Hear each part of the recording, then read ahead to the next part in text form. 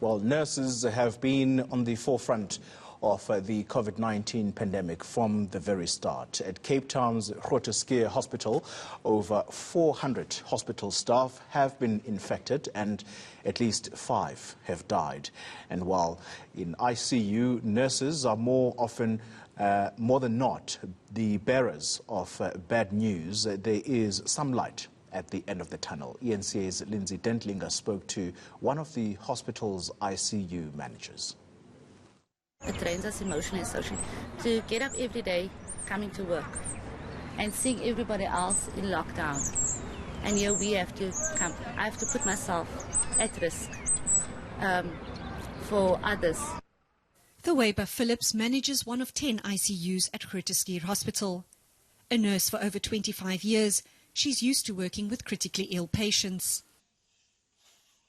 Before the pandemic, she managed an 8-bed unit for respiratory patients.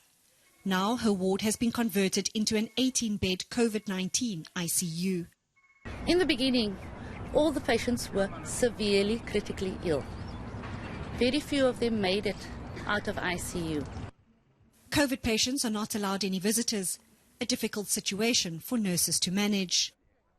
One thing about a COVID patient is that we've noticed is they don't stay a week or 2 weeks. They stay 4 to 6 weeks. It's a long period. For that family member to be phoning every day and we say things are still the same, it's still the same, it means nothing. At the start of the pandemic, there was little to celebrate. But the tide appears to be turning, however slightly. The mortality rate is going down as doctors refine their treatment plans. Yes, we do have people still not making it, not surviving COVID.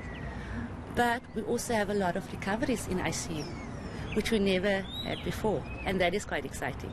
That also is what is making the decision to put a patient on ventilator so much easier, because we have not just one picture or 2 pictures, we've actually got a load. We've got patients that's even phoning us from home and saying, I made it home, I'm at home, you know.